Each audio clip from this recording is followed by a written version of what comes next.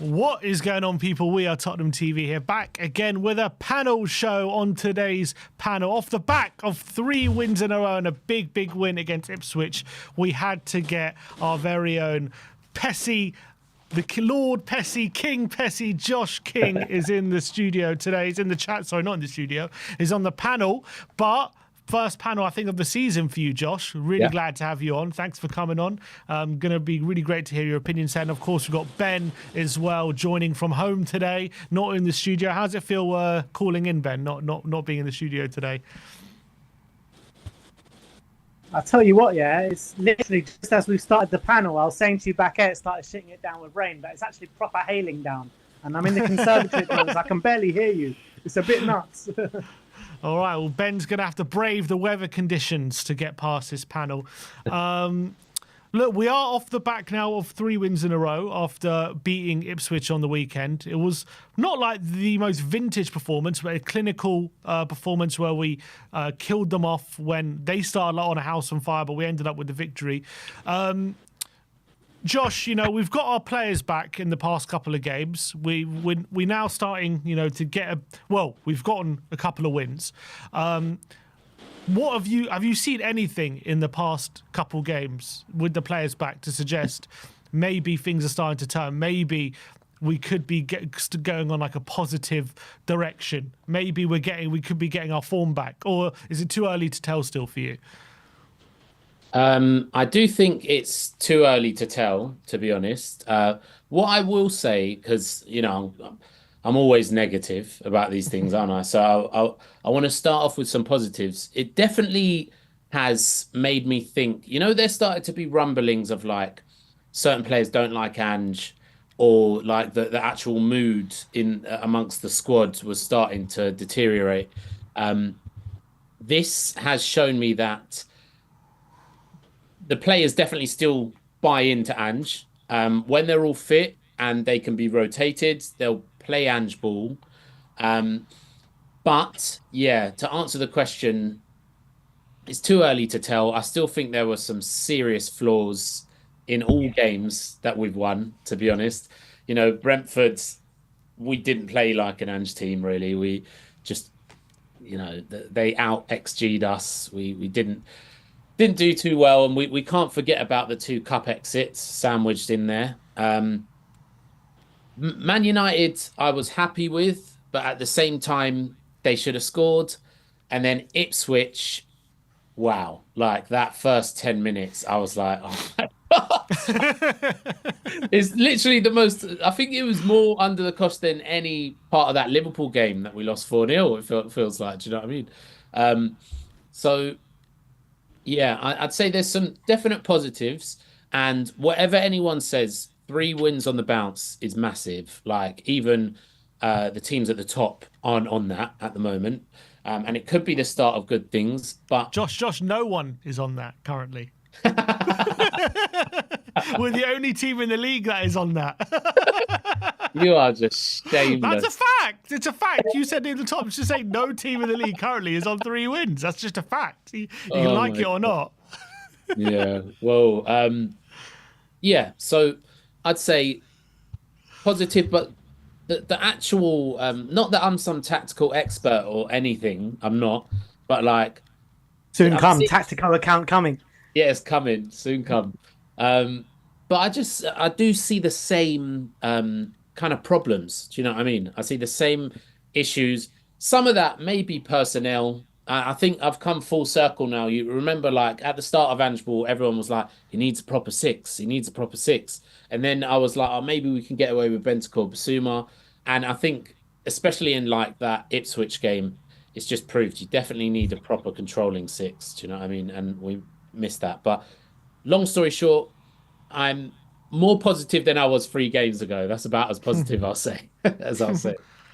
Well, what about obviously we've spoken about it a lot, Ben, on the studio on the streams. But right now, how are you feeling about where we're potentially heading? What are you feeling about the current situation?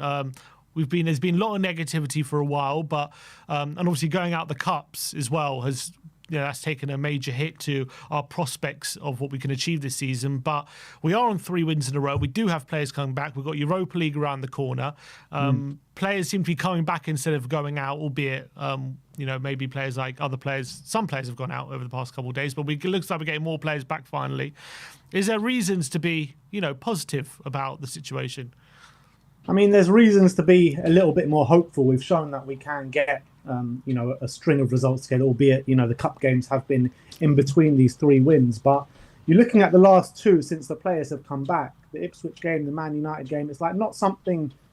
I don't think we've learned too much in these last couple of games to think about, we can be so positive and we can move forward and we can be really hopeful about going on a big run and winning the Europa League and all that kind of stuff. I'm looking at the results that we got within the injury crisis, and we beat Man United in the Cup 4-3. We beat Southampton away 5-0 at the start of the injury crisis, and you can probably make comparisons to the Ipswich away game and Man United at home game recently, where the results are pretty comparable, albeit the Southampton game was a lot more convincing than the Ipswich game was. But I think we did deserve to win against Manchester United, but we conceded a lot of chances against Ipswich. I think 4-1 definitely. I think the result definitely put a lot of gloss on the performance. So I don't think it was a 4-1 game, but I think we did deserve to win the game. But, we could have been 2-3-0 down within the first 10, 15 minutes there. So I don't think there's too much to learn from these 2 games. I'm very much looking forward to these next 5 games, including the Europa League. And I think we're going to learn a lot because we got Man City on Wednesday night. Then we play Bournemouth. Then we play Fulham. Then we play Chelsea. So you're looking at Bournemouth and Fulham. Bournemouth obviously on a massive run at the moment, doing really well. I think Man City, and funnily enough, are actually beatable. I'm quite confident that we can go and get a result on Wednesday night. Josh ain't going to like me saying that. Josh ain't going to like me saying that. But Fulham away, we lost 3-0 there last year, and we don't have a good record of recent times there. So I think we're going to learn a lot about where this team is at over the next 4 games.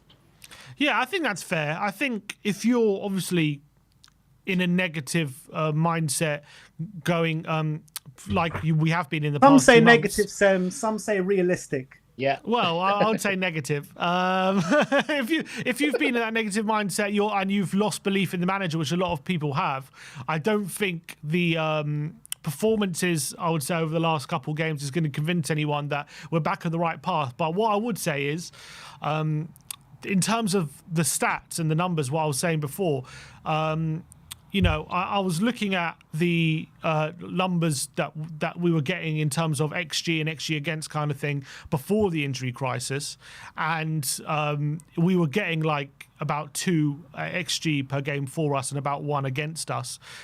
During the injury crisis, it was about 2 against us and 1 for us, and the past 2 games has been around 2 for us and 1 against us. So if we're looking at that as a small sample size, there are indications that we are starting to get a bit more form, like we were playing essentially like we were maybe a bit before than we were during the injury crisis. I think it's fair to say. But I think when you look at the details of the game, Man United could have taken a point out of that game. They put away one of their chances. I would say Ipswich, I mean, apart from the first 10 minutes, they didn't really have much, to be honest. But they could have scored a couple of the goals. But apart from the Delap one right at the beginning, and then Philogene had the follow-up, they didn't really, I mean, none of them were really clear-cut opportunities. There would have been good goals, I think, if they would have scored. Didn't we have similar XG to Ipswich over the 90 minutes? They had 1.15. We had 1.7. Exactly. So yeah, so it's closer to 2 than 1, isn't it? Then 1 point. They have Sims rounding up to no 1.1, 1.5 or 1.15.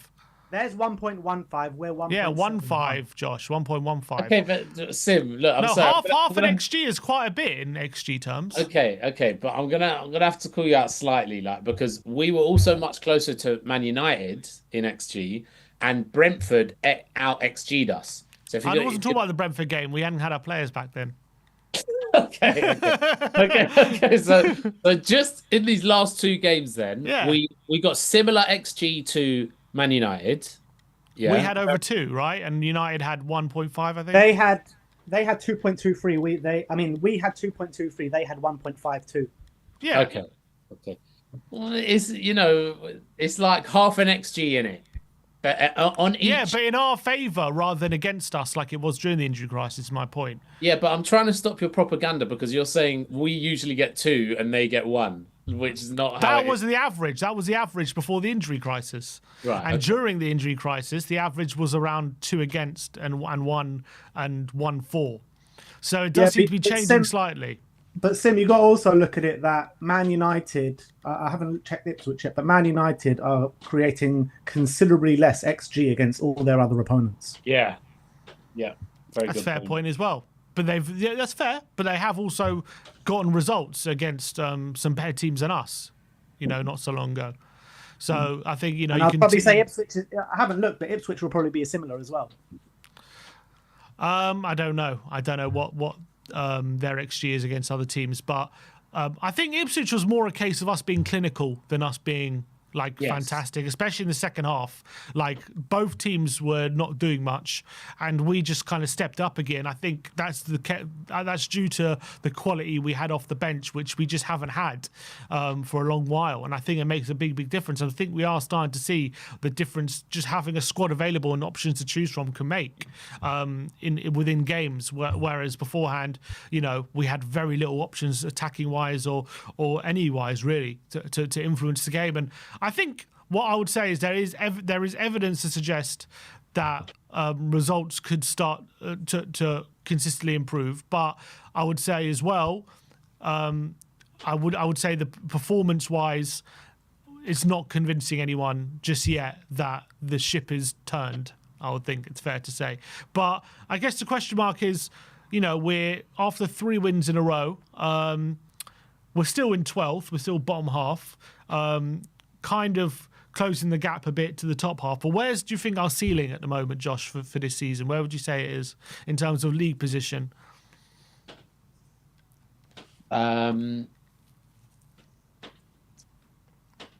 Probably, honestly, probably like 9th or something like that, because I just feel like what are we off 8th right now? I need to look at the table. 9 points with a game in hand, though. With a game in hand, right? Yeah. Okay. All right, I'll just say 8th then. I'll be positive. I can't see us. I've heard some people, Sim, basically saying that we could potentially go for 5th or something like that. Well, you didn't say it like that, but you're saying it in jest, whatever. But like, I can't see us. The problem with that is even though the points isn't as much as you think. So let's say we're 8 points off 4th if we beat City, or we're 8 points off 5th. The problem is there's too many people in between, too many teams in between, and you can't rely on all of them to drop points. So that's why I'd say 8th maximum. Four positions above, if you're just doing it positionally, is probably our ceiling, which I don't think 8th gets us Europe this year, does it? It depends, I think, because I think I'm not 100% sure how it works, but I think 5th is getting a Champions League spot, right? Likely at the moment. So that means 6th goes to Europa, because usually it's 5th that goes to Europa. If Liverpool win the Carabao, that means 7th would be Conference League. So 7th would be Conference League.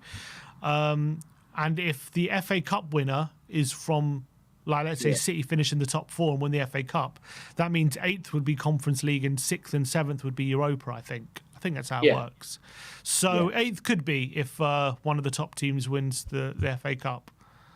That'd be a result, to be honest. Getting in the Conference League, and we'd have to win it, obviously. But I'd rather Europe than no Europe now that we've got this many youngsters. But overall, that's our ceiling, I'd say. The only other thing is obviously go and win the Europa League and get that Champions League spot. Yeah, I think there's more chance of us actually going far, like past the semi-finals of the Europa League, than us going on a consistent run from now to the end of the season. You look at just the away games that we've got from now to the end of the season, right? We've got Fulham next, then Chelsea, then Wolves, then Liverpool, West Ham, and Villa. I mean, there's incredibly difficult games for us, and stadiums that we notoriously don't do well in. You look at Anfield. Villa Park, we've had some good results there, but they're a very good team. They'll probably beat us. West Ham, we always have trouble there. and Chelsea as well, and Fulham. We got battered there 3-0 last year. So unless we start picking up points at these kind of grounds, I just can't see us going higher than 8th or 9th in the league. I kind of agree with you. So I do think 8th is probably the ceiling this season. I agree. I think we'll probably do well to get there, but talking about going on a consistent run, I just can't see it. I really can't see it. I think we would have to go on a consistent run to finish 8th, probably. Yeah. Really? Probably. Well, how many? Because if we smash we're 9 points down behind, the end of the season, we can finish above 8th. We're 9 points behind, right? So, we'd probably how many points you probably need to finish 8th? If we're on 33, I don't know how many, but you'd have to go on a consistent run. I'm not saying win every game, but you'd have to be probably getting 2 points a game. I would say, you'd probably need 25 points or so everyone above us, from Man City down, from Forest down, are really inconsistent. You can't back any of these teams to go on a big run. And we play them, and they all play each other as well. So there's always opportunities to pick up points. So I do agree with that.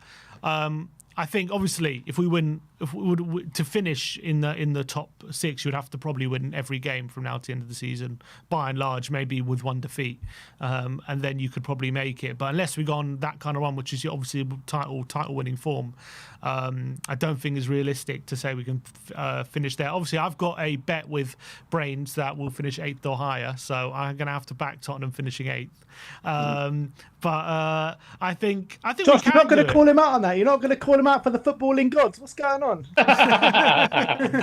I've got two bets with Brains. I've got 2 bets. One of them will win Europa League, and one of them will finish 8th or higher. So 20 quid each, 40 quid coming my way once we do both. I think the reason to be a bit optimistic is the fact that we are getting players back, and hopefully, I think the fact that we're getting these players back at this point in the season means that a lot of these players haven't actually played that much football, maybe compared to a lot of the teams above us. So maybe they'll be that bit fresher. I think the kind of shot on the arm it's going to give us and the mood change could mean an upswing. Whereas I think a lot of teams above us, like Chelsea, Bournemouth, Villa, who are other teams that either in other European competition, like we are, to be fair, but also in European competition, but also going through their injury crisis right now, and they're starting to stutter quite a bit, and they're going through their bad patch. So if we do really have an uptick in form, just like when you looked in December, like Newcastle, I think at the beginning of December were like 12th, and then they won 5 games in a row, and then just bam, put them back in that conversation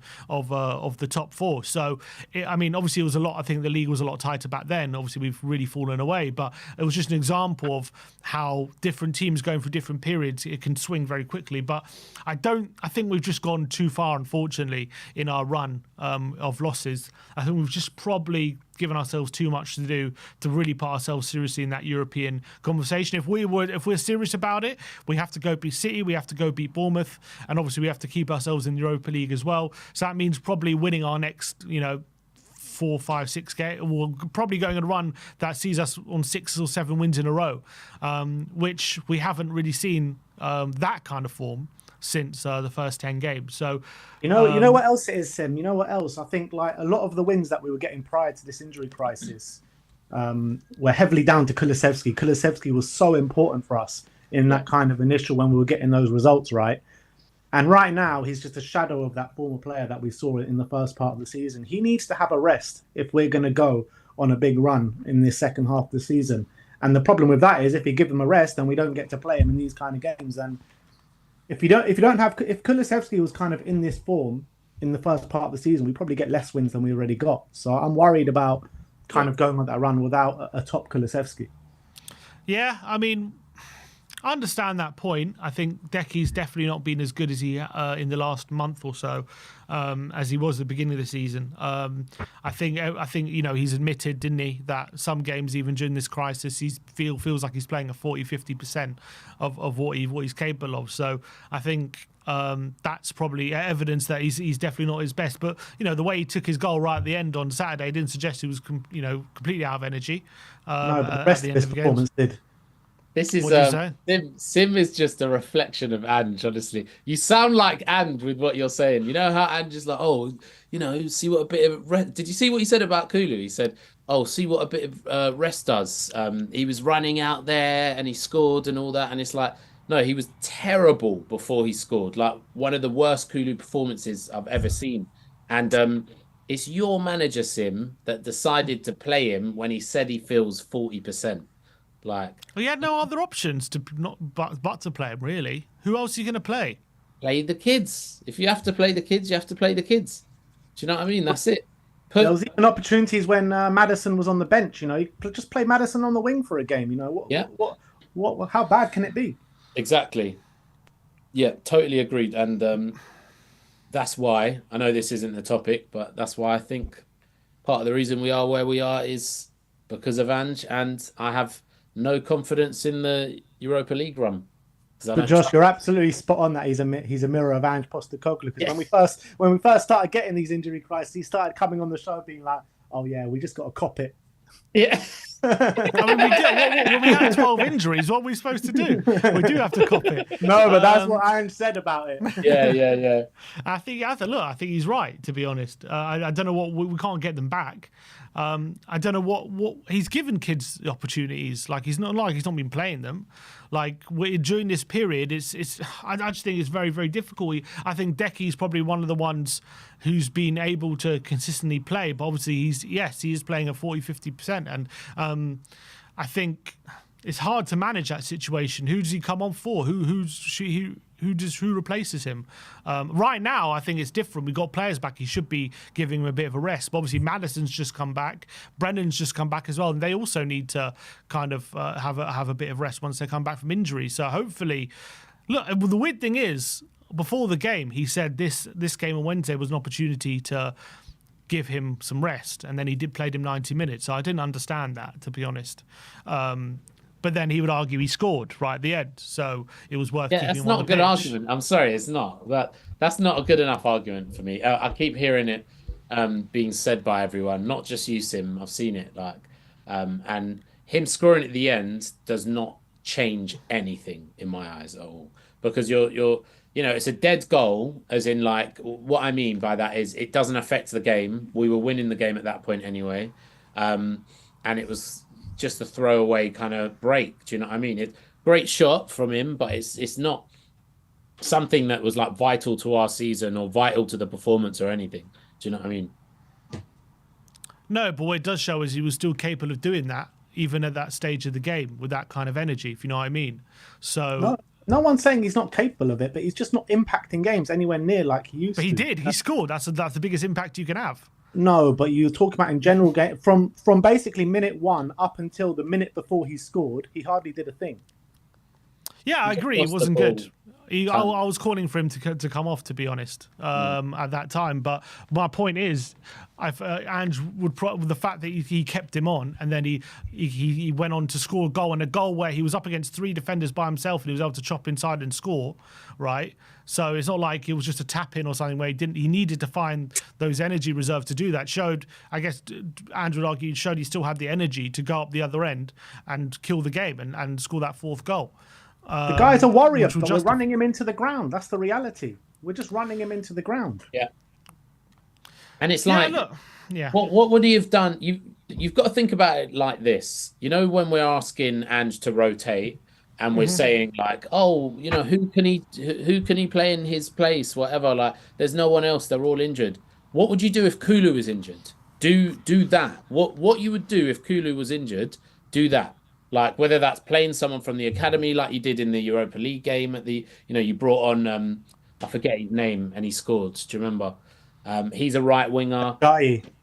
Yeah, or putting Maddison on the right, or playing Spence on the right, Porro on the right, whatever you want to do. Like, just do what you would do if they were injured in certain games, because the only games that he should have risked Kulu for when Kulu's at 40% is Liverpool and Villa. Apart from that, just he should have been rested and given at least, I'd say, 10 days rest. 10 days rest. Yeah. Well, hopefully he's going to have 8 days rest after the City game, isn't he? Between City and RZ. I mean, how much? It's difficult because he had a week rest. How much more? How much more rest does he need? You know what I mean? Before the he plays 90 minutes. Yeah, but it's a whole week. Like, why does he need to be rested more? Because he's played the most minutes him and Porro, isn't it? And I think he might be level with Porro now because Porro didn't start the Liverpool game. But anyway, like he's played one of the most amounts of minutes during this time. So you give him a week off, kind of how he does with Maddison. But the thing is, he does it with Maddison because he obviously doesn't like Maddison as much, I feel like, than Kulu. Oh, I don't think Maddison's as robust as Kulu. Is also one of the things. What do you mean? How much rest does he mean? I swear, you're a proper tyrant, aren't you? Like he's played 2 games a week, pretty much since the beginning. Yes, of my December. point is that my point is right now he's playing. No, minutes. I agree with you, but that was during an injury crisis. Right now, we're playing 1 game a week. Right, he's having a week in between games. 1 game a week only's just started now. Yeah, I agree. I'm saying in the injury crisis we didn't have any options. But I mean, because Brennan was injured, Maddison was injured. He even came on to extra time against Tamworth when Jan Min-hyuk is just sitting there. We've seen Jan Min-hyuk do more in the Championship. Why is he not coming on in the Tamworth? So true. We were 0-0. We needed to kill the game. It was embarrassing. We needed him, but we needed him to come on to kill the game for half an hour. You should be. It was 0-0. What do you mean? The game was 0-0. It would have been embarrassing if we don't get Tim, through on that tie, podcast so you were on before, I put the comment in saying you're like Ange's biggest defence attorney. I swear. Because I'm giving good arguments to the contrary. I don't understand. Not good arguments. It's terrible. Why is it not good arguments? If I was, we don't need Kulusevski to go and beat Tamworth. Come on. Apparently we did, because it was 0-0. Do you think we would have lost the game if Kulusevski wouldn't have come on? I don't know. We were not doing well. We weren't creating much. You don't think Jan Min-hyuk could have done something? I would like to think he could have. I'd like to think he could have. Yeah. If we lose the game, Ange isn't here, isn't he? Like, probably not. If Probably we lost not. that game and then like let's say they let him go for another 3 or 4 games and we just continued losing like we did, he would have been gone. That's fine margins, isn't it? Because they had that chance just before extra time kicked in. Yeah, I do. Yeah, we'll see. But what I don't understand is Ange sometimes, saying things in his press conference and then it just doesn't follow up. Like, if he's saying this is an opportunity to give Decky rest, he said, well, he didn't specifically say this game, but he said this game and Wednesday is an opportunity to give them some rest. So is he suggesting he's going to get rest against City then? But why not rest him against Ipswich? That I don't understand. That's a bit confusing to me. And so unless he's going to be taken off again, because I'm assuming he has to start against City. He can't not start Decky. Well, look, I think it starts Maddison in the middle. Yeah, I know, but I think he probably starts Decky on the right. I don't know. I think Brennan will start. Honestly, actually thinking about it this way, if what you just said there, if Ange's plan is I'm not going to start Kulu versus City, then actually him making him play Ipswich is probably the better thing because then he gets the larger chunk of rest because he's going from Ipswich. Well, that is 10 days, isn't it? All the way to RZ. Yeah. Yeah. So maybe if he does that, if Kulu doesn't start, I'm going to take back everything I said today because he might have looked at the fixtures and gone, that is the best way to give him the longest amount of rest. So, but we all know that he's starting. He's going to start. He has to start. But what if he starts and then he shouldn't start? I think he will start. But he shouldn't. Like if Andy said he's going to give him rest. Yeah, I probably would start him, and then if then maybe take him off if he's still playing badly. But I probably would start him. Yeah, we should definitely start Brennan on the right and then Maddison in the middle, in my opinion. Yeah, I agree fully. Well, we're going to need him, that's for sure. I think. Bring him on. Decky loves City. He loves playing against City. Decky. This isn't the normal Decky, Sim. He's tired out there. He's every single duel. I think I was telling you this the other day. He won like 2 out of 14 duels in the United game. I think it was. Yeah. Like that is insane for Decky. He's usually a duel winning monster. He is not the same player. And if that player plays against, he's going to be on like Marmoush's side, isn't he? Oh no, he's not actually. If he's playing against those City players, like he's just going to get bullied. Honestly. Like I wouldn't start him. I really wouldn't. Josh, we've brought up these stats every match review video that we've been doing with Decky and his duels, and like it's literally that it wasn't just that game. That's what's been happening every single. Yeah, it's been getting worse. It's been getting worse for sure. Yeah. So why would you start him, Sim, if he's going to go out there and just lose loads of duels? I don't understand. It's It's romance. That's what it is. It's romance. Because look, he should be able to play with 8 days rest after this game. Like no, but he's not gonna. He doesn't have the 8 days rest before the City game, does he? No, he doesn't. Okay, so why are you starting him then? This guy just loves Ange too much, you know. In his head, I can see the reason Sim is starting him because he's done well against Man City in the past, and he's one of our, if not our top player. But he needs the rest. I'm just thinking, most managers in this situation would they play him? Like would Arteta play Saka in this situation? Probably, you know. I tell you, yeah, but Arteta's an idiot.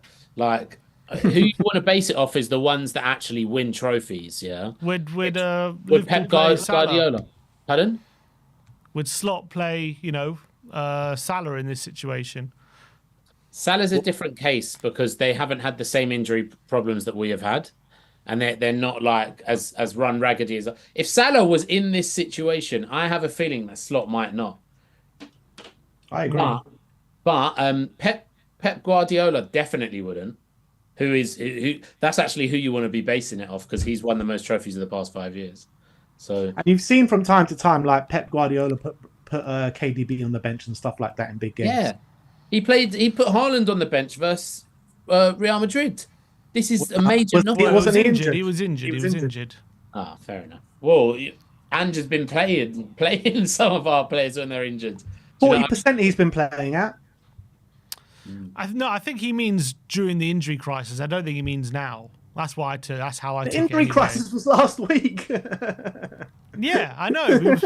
But I'm saying we're in still the last in it, two Tim. games. We're not. We're coming out. We're coming out. Neither of our first team centre backs. Like we're still. No, but that doesn't affect Decky. Look, we're still in it in my eyes because if Maddison can't start, Udogie and Johnson can only do 60 minutes, and Romero and Van der Ven aren't back, and all that. In my opinion, we're still. I'm not saying this is bad, but we're still not. We're nowhere near like fully being able to rotate how a squad should be. Do you know what I mean? Mm. Yeah, but that's also another point as well. What if Brennan, he's just come back from injury? What if he can't play more than a certain amount of time? And same with Maddison. Then what do you do in that kind of situation? You got to share the minutes around, don't you? Yeah. You got to maybe give whoever's the fittest player there, give them the hour, and then bring the other player on for the last half an hour. Yeah. So what if Decky's the fittest player? If he's the fittest player, which I very highly doubt that he is, I think Brennan Johnson probably would be. Look, if Decky is the fittest player, then you've got to find some other option because Decky can't play in his current state a whole game of football. Yeah. Yeah. I want to talk about Spence because obviously in great form at the moment. Scored his first Premier League goal on the weekend against Ipswich, which we saw how much it meant to him. And he was I think he tweeted out after the game, it's a dream come true playing in the Premier League and scoring a goal. It's the stuff of dreams. But it was an interesting conversation on his pre-match press conference. Ange talking about Jed Spence saying. Talking about why it took him so long potentially to get into the side. And he was saying how they kind of made things a bit difficult for him at the start because they wanted to see how much he really wanted it and how much, maybe his attitude. I mean, he didn't say it so much, but in those terms, but he was saying how I guess there was question marks about Jed, it's fair to say, at the beginning of the season. And despite him coming into preseason playing well, he had to really prove that he really wanted this and he wanted to give him an opportunity, but he wanted to kind of test him a bit to see if it was this was just an uptick in kind of a preseason and he's going to revert back to type, or has he truly changed, I guess, was the test. Obviously, he was getting minutes here and there and 45 minutes here and there, but didn't start his first game, I think, till Southampton. And he said he held him off starting games until that point. What do you think about that, Josh? Do you think, first of all, he's saying the truth, or do you think he's saying that to cover himself because he didn't start him until January, or December, sorry? But if he is telling the truth, was that the right thing to do, considering that we definitely could have played him earlier on, or the fact that we look at Jed now and how he's one of the top probably fullbacks on form in the Premier League. You know, does he get credit for getting that kind of level out of him? How do you see it? I can already tell where how you're trying to spin it by that last comment. Um, I hope he's lying. I really do hope he's lying, because if he honestly was keeping back a fully fit, brilliant fullback that has contributed, multiple times before this situation where we didn't have Udogie. So he contributed in the Prem, and he contributed against Coventry, and he was good when he played those games as well. So if he's held that back because he wanted to test Jed Spence's commitment, then he's part of the reason our injuries are so bad. Do you know what I mean? Because you're holding back fit players and playing other players, giving them risk to get injury because of some nonsense notion that you're trying to test to see if Jed is committed. So I think he's lying. I think he's chatting rubbish, to be honest. Because I don't think he's that stupid. I'm hoping he's not that stupid anyway, because then we've got bigger problems. So yeah, that's my overall. I don't think you can give the credit to.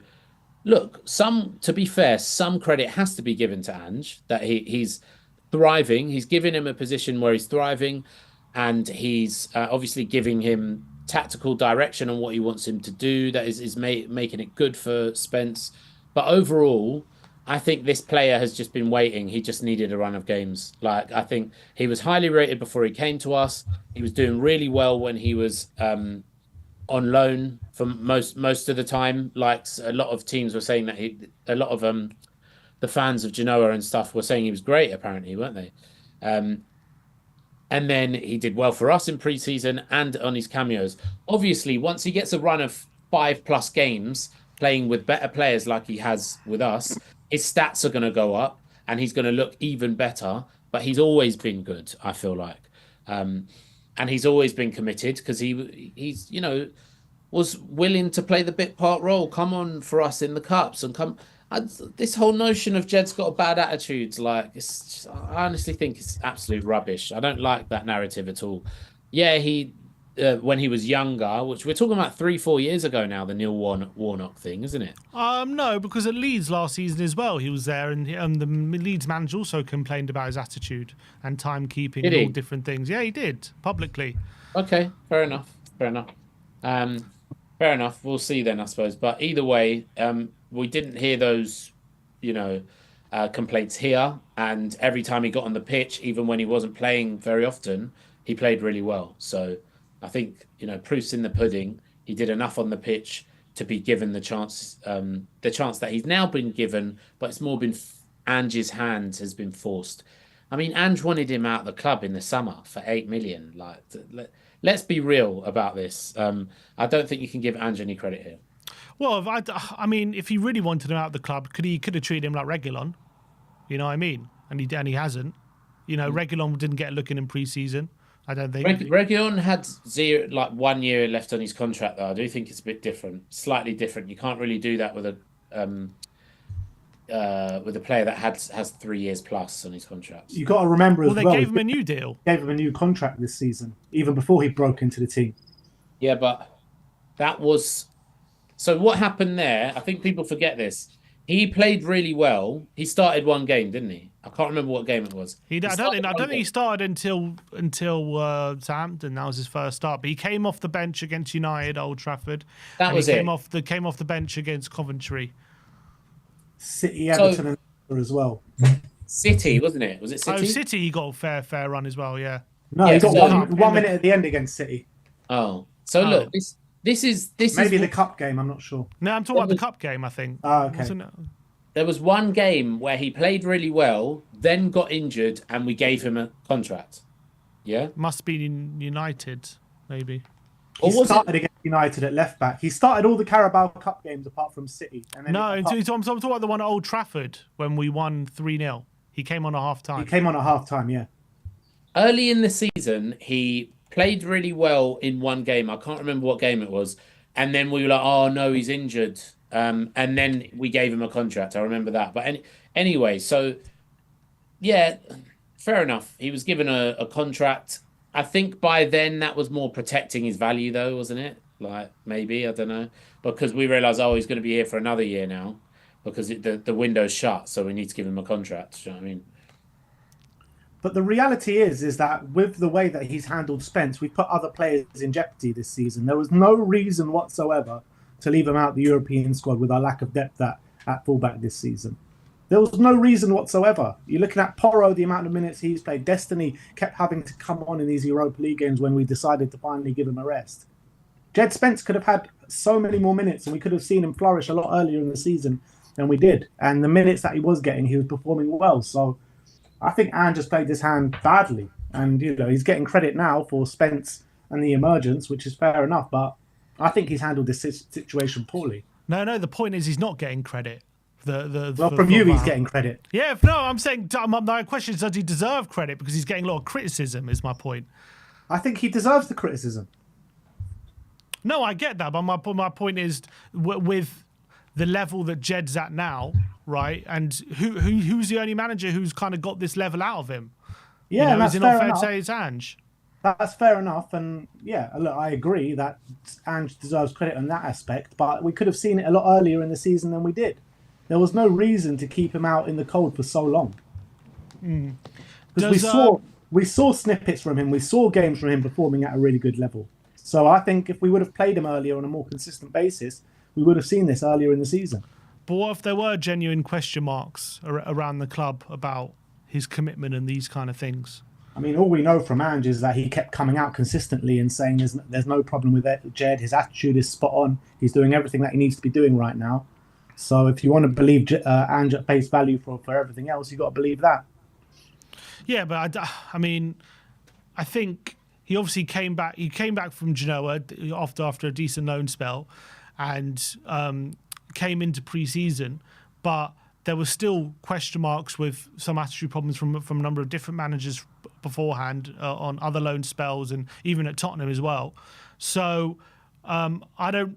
Is there not a case to say that, even at the beginning of the season they wanted to give him a shot, but they wanted him to kind of earn it as opposed to just handing it to him, make it easy for him in a way, because otherwise he could have, if he kind of makes them look stupid, then that could backfire. If he was off the back of that Leeds loan, straight coming into the Tottenham team like that, I could understand it a bit more. If we had more cover at fullbacks and we weren't overplaying our players and playing them into injuries, I can understand a bit more. But in this current state, on the back of that Genoa loan, which everyone said his head was screwed on and he done well, and on the back of that pre-season when he was one of our best players in pre-season, I think there was no reason for it. Agreed. Yeah. No, I hear that, and I think I'm also. I agree that we could have used him earlier, and I think that I think at the beginning of the season, we were on this channel criticising Ange. We were on this channel criticising Ange for not including Jed in the Europa League squad and picking Fraser Forster. I've just realised as well, very quickly. I've just realised it was after the Europa League squad came out that we then gave him a contract, wasn't it? As if to say sorry. Yeah, I think you're right. You're right. So that's what it was. It wasn't about him playing really well. It was about us, about us going, he's not in the Europa League squad, and then we gave him a contract. So yeah, we gave him a contract. It says here on the 16th of October. 16th of October. That's when it says we gave it to him. So that was when was October? So he was actually injured at the time. Yeah. That was not long after his last performance before then was the 45 minutes against Man United, I think. Right. And then he was on the bench, and then he was injured. Yeah. So I mean, I don't know what conclusions you can take from that, but I think I was very critical of him leaving Jed Spence out of the Europa League squad for sure at the beginning. I was trying to kind of make sense of, maybe he felt like Austin wasn't ready, and he needed Forster in that squad just in case Vicara got injured. But when Austin's played, that's turned out to be fine. So I don't think we needed to put Forster in. The fact that he's left Forster out and put Spence in, I think is probably a bit of an admission that he probably did make that mistake earlier in the season, to be honest, and that he's and also I agree, we definitely could have used him, but I'm obviously not there behind closed doors, right? I'm not there. kind of knowing the ins and outs. And if there were things that he did need to prove, because look, I've heard different things that he said certain things to Ange, and there were certain problems there in terms of some of his attitude and some of these different things, and maybe there was a case that Ange had to deal with. He felt, well, not saying he had to, but maybe he did feel like he had to deal with it in that way to kind of get to really test his character and get this level that we're seeing out of him in that sense. So maybe there's a case there. Obviously, I don't know for sure, but Ange is kind of suggesting that.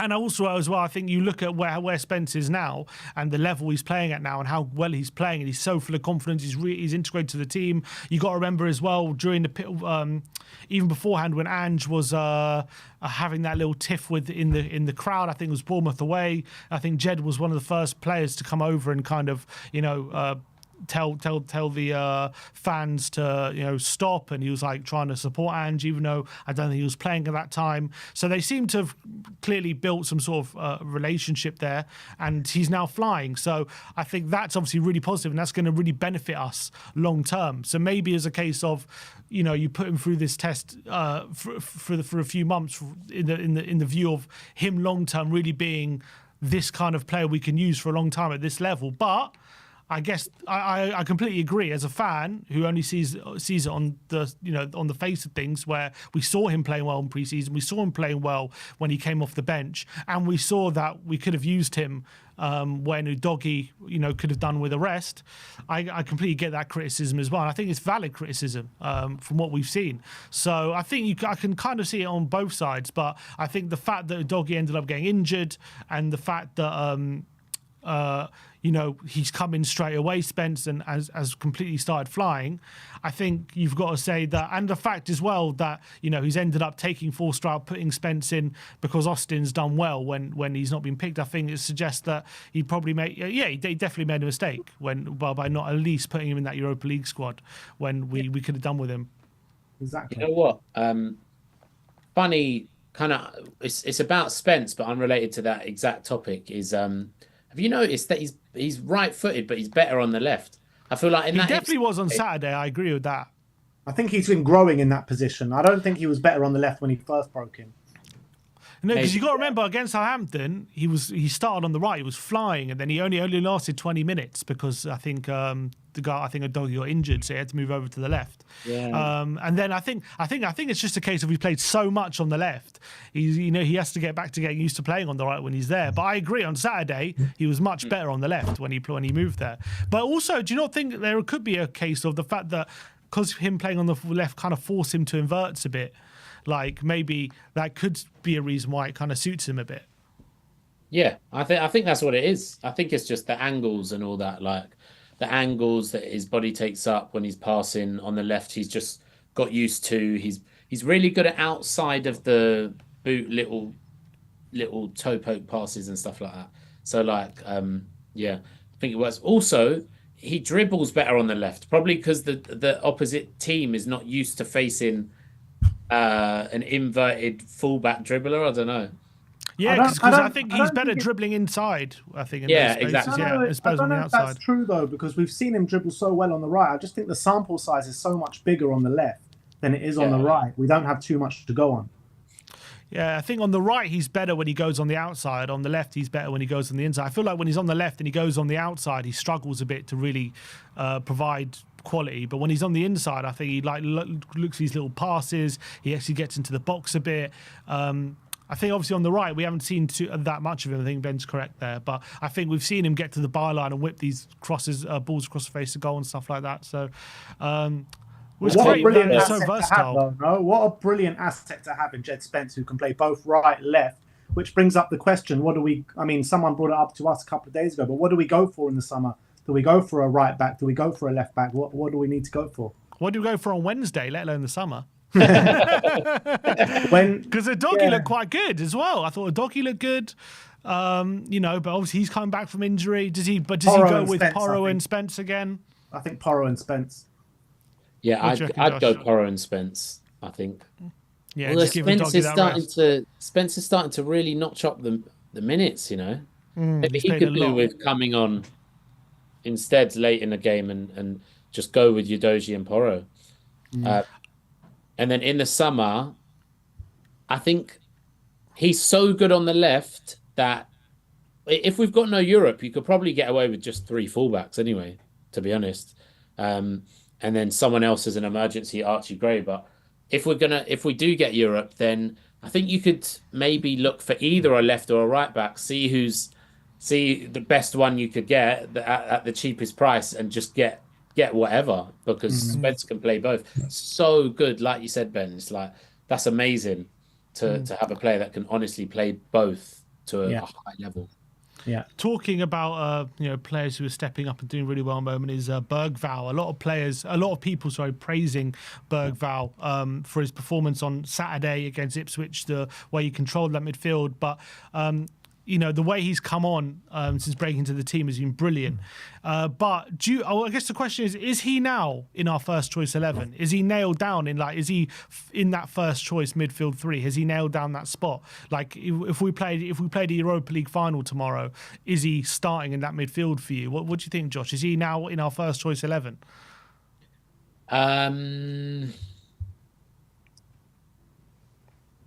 It depends. It depends, because like a fully fit, in-form Kulusevski in the middle with Maddison, and then either Basuma or Bentancur is still when we've played some of the best football. Like, early in the season we were playing two creative 8s or 10s, whatever you want to call them. Yeah. I still think that's the best football that we've played this season. But generally now, with the way the squad is, if you're asking me between like him, Bentancur, and Basuma, who do you prefer? It's definitely him. I think he has made it even more clear that we can sell both Bentancur and Basuma and look to replace them, because he's better than both of them. And I'm just so impressed with him. I'm so impressed with him. Like, I can't believe this guy's 19, man. He's so good. Oh, is he 18? He's just turned 19. Oh, he's just turned 19. Yeah, most of the games he's played for us, he has been 18. So yeah, glides around the pitch, can do a bit of everything. Like, he's even more. I feel like he's harder to push off the ball than Bentancur. Like, who's like an actual man. Do you know what I mean? Bergvall doesn't even look like a man to me. Do you know what I mean? He looks young, but yeah, he can do a bit of everything. I don't think he is. Like, I'd like to see him given a little bit less responsibility sometimes in that midfield. Like, maybe if we're trying to rest Kulu and stuff, make Bergvall the most advanced midfielder. Because the one thing, which he's not going to have everything at this age, but is when we do play him deeper, I do think he has a problem like picking up runs and stuff like that. You'd expect that from someone that's 18. Do you know what I mean? So he's still probably better at it than Basuma and Bentancur. And he's just, in answer to your question, yes, he's definitely a member of the first team now. He'd be in my starting lineup with our current players. And I can't wait to see. I'm already like thinking, how many years has he got in his contract? Because I'm getting worried. Well, it does. When it comes to our starting 11, though, it does get a bit awkward when you think about how do we fit Decky, Maddison, and Bergvall all in the same midfield when they all want to be central. Don't we need to move away from that conversation about starting 11? We need a squad, and that's what he brings to us. He brings an unbelievable option. And when you're talking about in the 10, in the 8, in the 6, well, I actually think he plays his best football when he is assuming that kind of responsibility. That's when he's taking that game by the scruff of the neck, when he's driving through that midfield, when he's putting in those challenges. I actually feel he's played better in those kind of games and then in the few games where he's played it as a 10, because I don't think like he's got the chance creation ability on a consistent basis like a Kulu or like a Maddison. So I think he's better a bit deeper. Yeah, I kind of agree. I think his best work, from what I've seen, comes in the centre of the park rather than kind of in the final third. But maybe it's because he hasn't kind of been there enough to show what he's capable of. But from what I've seen from him, haven't seen too many, chance creation or goal, shots on goal, things like that when he's in the final third. But I think that's maybe because by and large he has been playing in the 8 or even in the 6, especially during this injury crisis. I think near the beginning of the season. I think he was kind of playing in the 10 in a few games, but kind of haven't maybe seen the best of him in that position. But it doesn't mean he can't grow into that game in that position, because he's got unbelievable skills. And you saw that skill he did on Saturday, the ball roll and the flick. I think I nutmegged one of the players. Like, wow, how he can just do that like within a second. So instinctive. And this guy has got unbelievable talent. And I think for me, he is in our best, like he's above Sarr, like he has to be above Sarr in that number 8 role. The only problem is, the only problem is when we're playing our best team, how do you fit a Maddison and a Day? Like if we've got our best team in a game that we know we need to win, and you want to go with your best 11, how can you fit Bergvall, Maddison, and Decky there without putting Decky on the right if he doesn't want to be on the right? Could you? Is it conceivable, Josh? You could see a midfield of Bergvall, Decky, and Maddison in the middle three. No, I don't. No.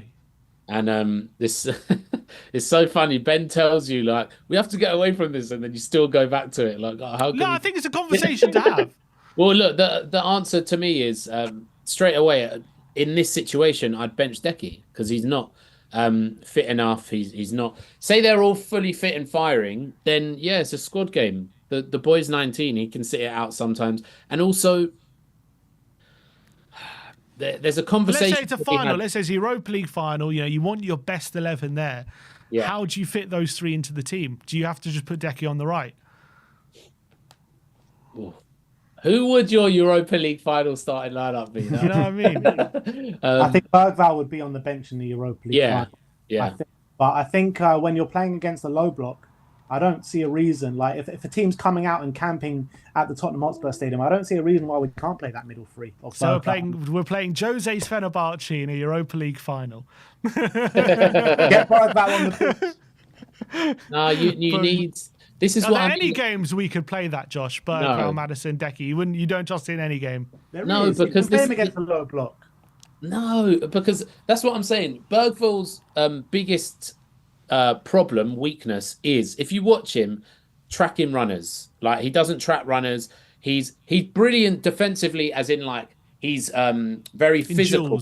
He's good in duels, but he doesn't have any defensive awareness, and he shouldn't be expected to. He's young, and he's not really an out and out monster defensive 6, is he? So you can't play him there, because if you're playing against low blocks, even though you're going to have a lot of the ball, who's going to break up the counter-attacks? Do you know what I mean? Because Maddison ain't doing it, Decky ain't doing it, and Bergvall can't do it. So what I meant by I want to see him given less responsibility is because I don't trust any of our 6s to do their job behind him. So when you're playing him, I'd rather him be... I'll meet in the middle. Maybe he shouldn't be the 10. You guys are right.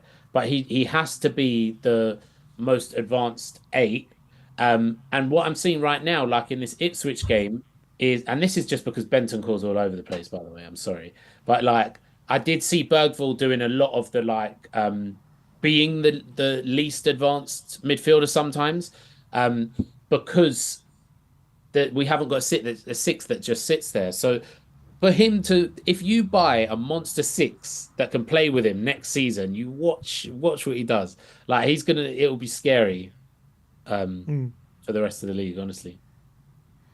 All right, so yeah, I think I agree with that. I don't know if we could play Bergvall in a 6 next to both Maddison and Decky. I think you could potentially with someone like a Sarr, potentially who Sarr in form anyway.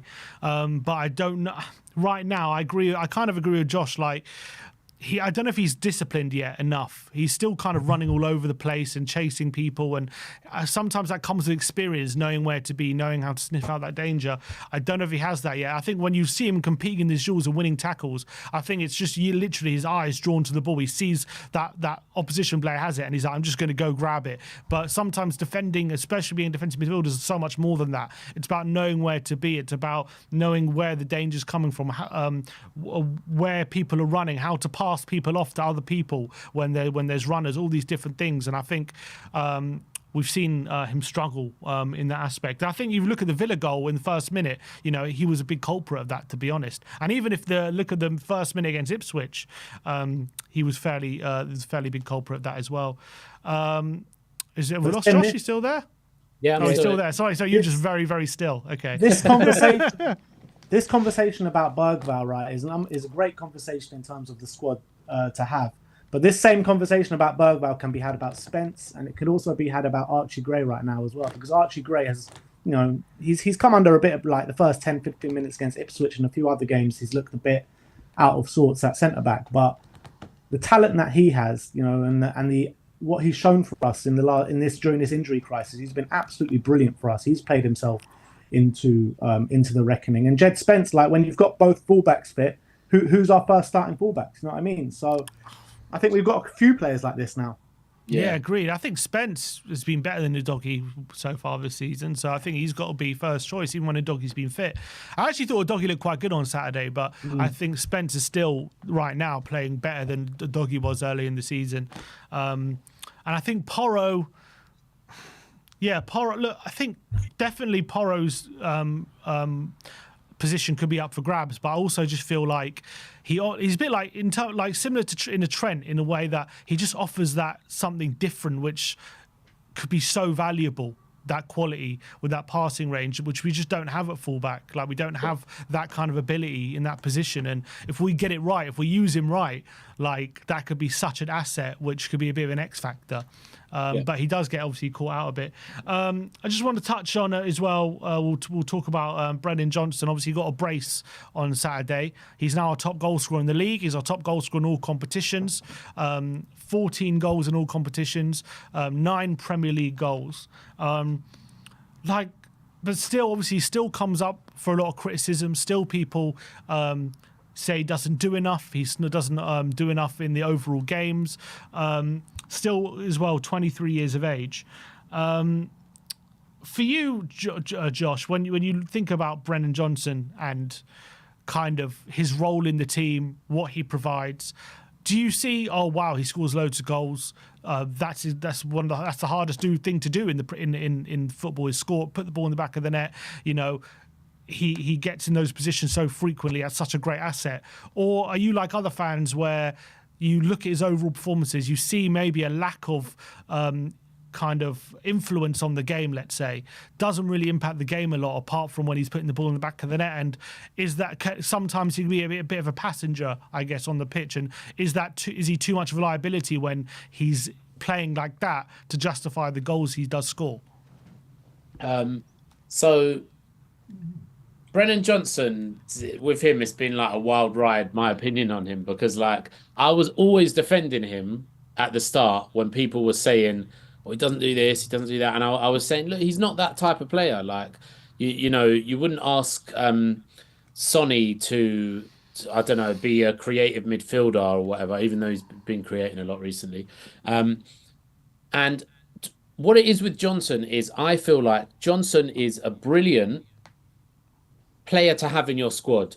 What you want to do is, if you want to be successful and have a successful squad, you want to have different profiles, different horses for courses. You don't need everyone to be a dribbly winger like that can dribble and create. Sometimes you need that person to just ghost into the box and finish chances and be a real goal and assist machine, even if they don't offer much in open play. Son went seasons where he wasn't doing too much in open play, but he was scoring and assisting all the time. And that's fine. Johnson is that guy, and I don't want us to sell him or any. I would sell him if the perfect player came up or whatever. But long story short, I'm happy for Johnson to stay, and I'm happy with what he's done, and I rate him, and I'm happy. But in a lot of games, Johnson is not the answer. The reason that people get frustrated with Johnson is because he is the senior right winger, and he's not good against low blocks. He's not poor technically. I don't know what the word for it is. He always wants to give the ball away, like as in not give the ball away to the opposition. He but keeps away cheaply. Yeah. He treats the ball like a hot potato. He's always passing it back, always, do you know what I mean? And he wants the perfect pass in behind before he does anything. He can't do anything to a low block. But he's our most clinical player. He's overtaken Sonny as our most clinical player. Do you know what I mean? So that you can't buy. You can't teach that. You can't teach someone to just be cold as ice in the moment. And I trust Johnson now more than anyone else, to be honest.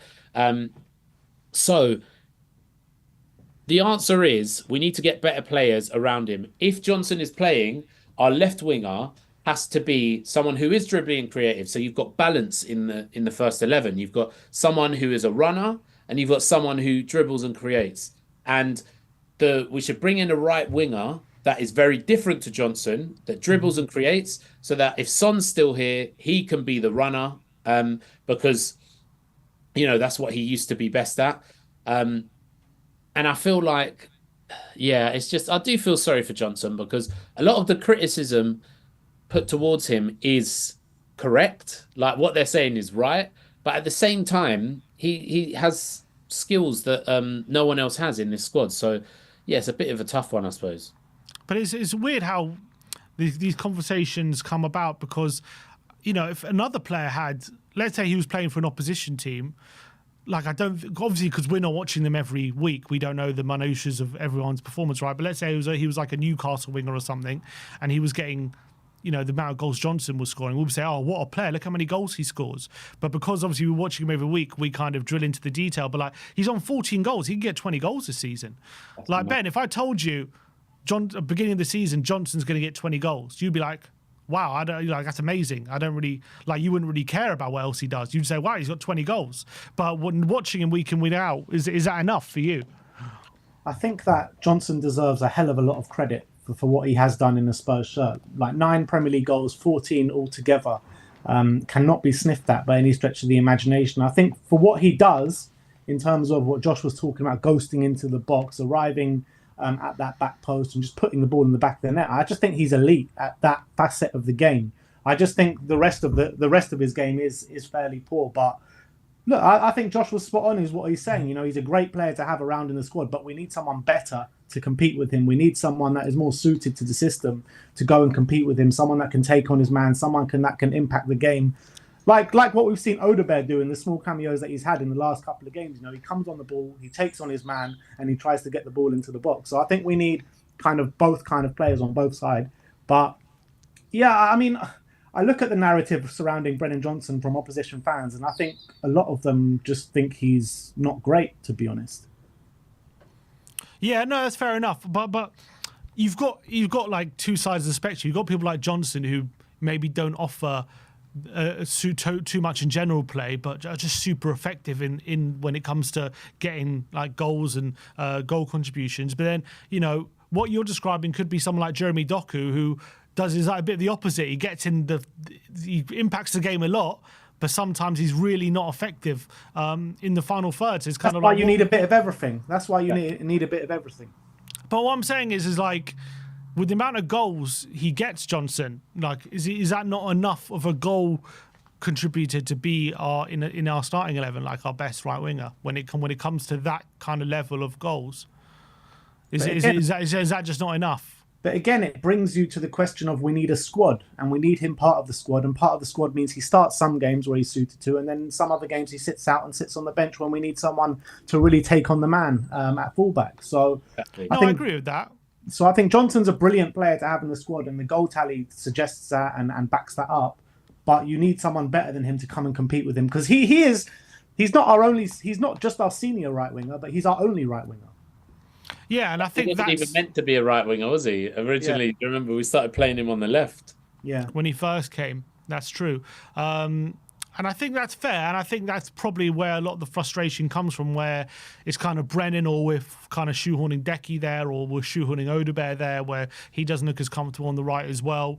So I think that's where a lot of the criticism comes, because we don't see another alternatives. When Johnson's not doing it, we don't have like someone who could be just as effective on that side of the pitch in that position, and that leads to a lot of frustration directed at Johnson, because he's not going to do it every game, and for sure he comes in and out of games. But is that just a criticism of Johnson himself, or more of a criticism of the squad, do you think? I think it is a criticism of Johnson, because with the attributes that he has and the pace that he has, he should have the ability to get the ball and just bomb it down the right wing and get across into the box. We saw him actually do it a bit last season, like 10 assists last season. and all of them low-driven cross across the face of goal. And he hasn't done that at all this season. But he's also doubled his goal tally. Yeah, I know, but he should be having both strings to his bow, not just one or the other. Yeah, that's fair, but he's still young. Maybe maybe. No, I think he can get better. No doubt about it. He can get better. But if he kind of like merged last season's Johnson, all the good things that he was doing last season and this season, I think you have a hell of a player there. So do you think if he's on 9 league goals at the moment? So if in terms of his league tally, in terms of your opinion on him, does it change at all if he hits certain targets in terms of goals, or does it not really matter even if he gets like 20 league goals? What do you mean by my opinion on him? Because I'm saying he's a valuable asset to have. I think but he can be our best. He can be going forward. You can have a good team with him as your best right winger. Yeah, look, like I said, I think we can be a good team with him as a right winger. But regardless if he hits 20 Premier League goals, no. But you said no. My point being, you said we need someone better than him. I'm saying if he's our best right winger, if he's our best right winger, is that not good enough? Can we not be good enough with him as our best right winger, regardless if we bring another one? If he evolves, yes, he can be the best right winger. For him to hit 20 league goals, I do think he would have to be showing some sort of other qualities. Like he'd have to evolve. I don't think they can all be 20 back post tap-ins. And the thing with Brennan is that I think like a lot of what makes him good, he hasn't been able to show because Sonny has been off it for a lot of the season because he's been overplayed. And he's getting old, and naturally Sonny isn't really like the dribbly creative left winger. I know he's been creating chances this season, and I know that he's starting to do that a lot more, but naturally his game is running behind I'm the most clinical finisher in the world. That's what it was. So we bought Odebear and we had Mikey Moore coming through, who would have been good balance for Brennan, because the ball, they could have been the possession, creative, dribbly type left wingers to play with him, but we haven't been able to play either of them. Mikey Moore hasn't really... Has Mikey Moore started with Brennan before, maybe in the Europa League? Don't think so, because I think Moore got some more minutes once Brennan got injured, I think. Yeah, and then Odebear hasn't been about, so I do think he will be better. He looked really good on Saturday because Sonny was playing that role really well. He played the creative dribbling left-sided forward. Brennan can be a functional, really good forward, top-class forward. He reminds me a little bit of Jota, like as in, I know they're very different players, but what I mean is, how Jota is just clinical. And he wasn't really taking much of the creative burden or anything like that. It's just, but because he had so many brilliant players around him, it didn't really matter. Do you know what I mean? Brennan can be that in a team if the rest of the players around him are taking up that burden. And he can be fine. He can be serviceable. He can get loads of goals. And I think he will play better when he's paired with Odebear or Mikey Moore and Sonny when he's in the mood. But yeah, we need that pairing to be balanced. One of them to be the runner, one of them to be the dribbler. And so, because we've got so many left-sided dribblers, I think in the summer, you go and buy a right-sided dribbler, creative type player that offers different things to Brennan. Do you know what I mean? I remember we're talking to Brains in the post-match fan show. He suggested we should start playing Brennan up front, because he says all the tap-ins he gets and all the things he gets in the penalty box would suit being a striker more than a right winger. What do you think, Ben, about the possibility of that? I think that'd be an awful idea, to be honest. I'm looking at Brennan Johnson. I'm looking at his profile. I think he would get bullied as a number 9, just like Tell was pretty much against Ipswich. I don't think more so. Yeah, maybe even more so, but I don't think he's got the physicality for it. I don't think he can hold up the ball. You look at our number 9s, like Solanke has been doing it to such a good level.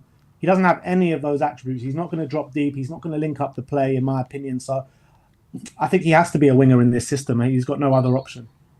Yeah, I agree fully. Yeah, I also agree. I think a lot of fans, not saying you two, but I do think a lot of fans don't appreciate what Brennan offers to the team, and they think just scoring tap-ins is easy, and it's like it doesn't take skill. Like anyone could do it, and like if anyone could do it, all wingers in the league would be on the same level of goals that Brennan are. Brennan's on, but the reality is it's hard to do, and it's about timing your runs to perfection. It's about getting ahead of your marker. It's about knowing where to be, and it's also you have to got to finish the chances consistently. And I think Brennan is doing that. And also, a lot of his goals haven't just been tap-ins; they have been good finishes as well. That's a lot true. better finishes than last season. I also thought the second goal, for example, against Ipswich, left foot drills it low beyond the keeper. That was a pretty tidy finish. I thought from Brennan on his end goal on the weekend, and I just think the level of output he's got at the moment, and I think he's capable of getting even more.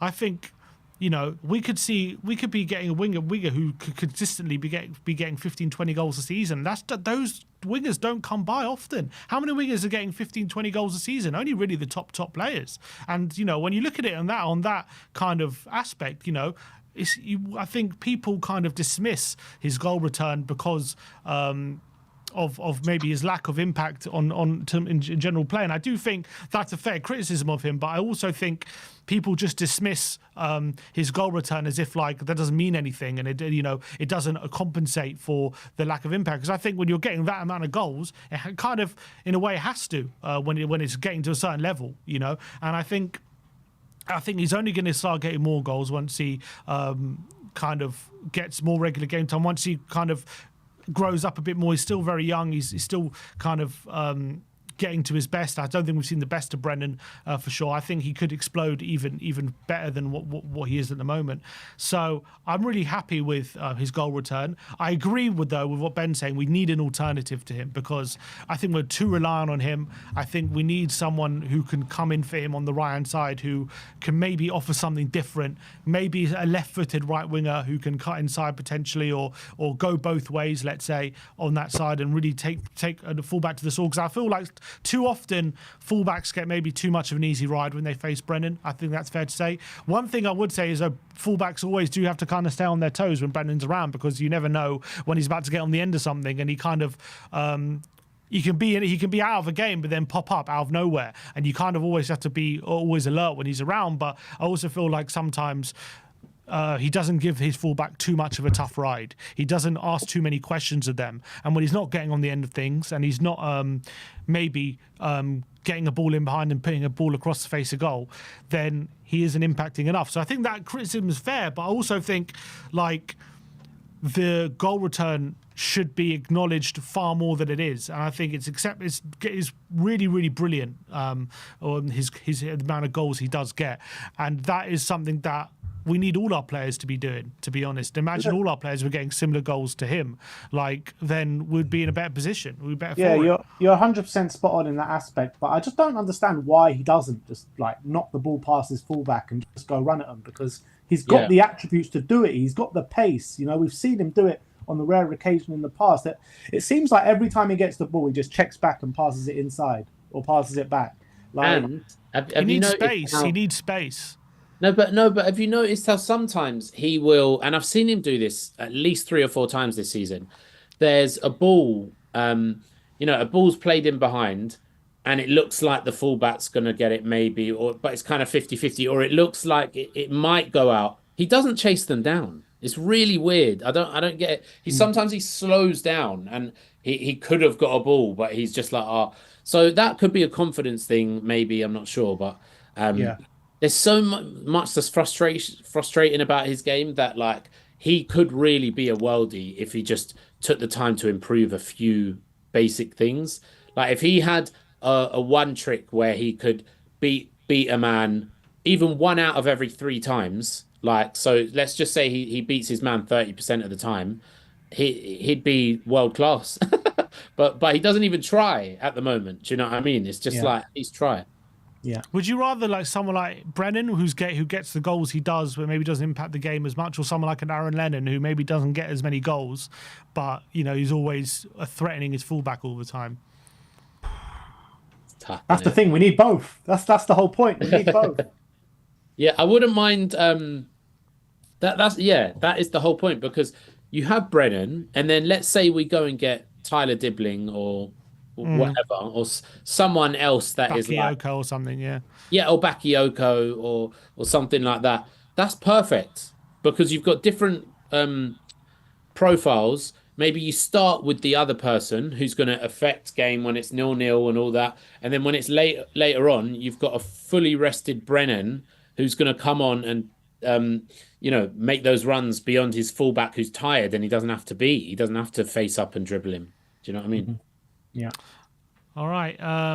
I think that is it for today's panel show, though. Appreciate, Josh, your time for coming on the show. Appreciate giving us your opinions. I'm sure Ange is going to turn you back. We're getting you back on board, Josh. I know it.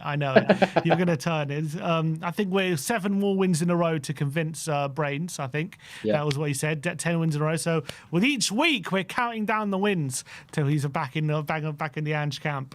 I know, on Wednesday, if we win, you're going to be insufferable. Oh, my God. Surely the City, that counts as 3 wins, I think, surely, if we beat City. We'll all be delighted if we win, but you're going to be insufferable. I'm going to be gassed. For me, he has to beat AZ and then whoever comes next, Frankfurt or Ajax. If he wins if he gets us to a semi, then I'm back. Just what happens with me. Just quick look ahead to City. Just quickly mention it. What do you feel like we'll win on Wednesday, Josh? How about the gods are listening. The gods are looking down. They're listening. They got their pads and paper there. I'm gonna say no. No. Are we gonna lose? Yes. We are gonna lose. We're gonna win. We're gonna win on Wednesday. Gods are watching. It can be the decider. If we win, Ben's right. I have to shut up about the gods. How many times have we proved the gods wrong, man? How many times do we have to prove them wrong? Name them. It's only happened once or twice. The gods sometimes give you an offering. They sometimes show you mercy. But the rule is you have to show them respect. They give it and take it away. Exactly.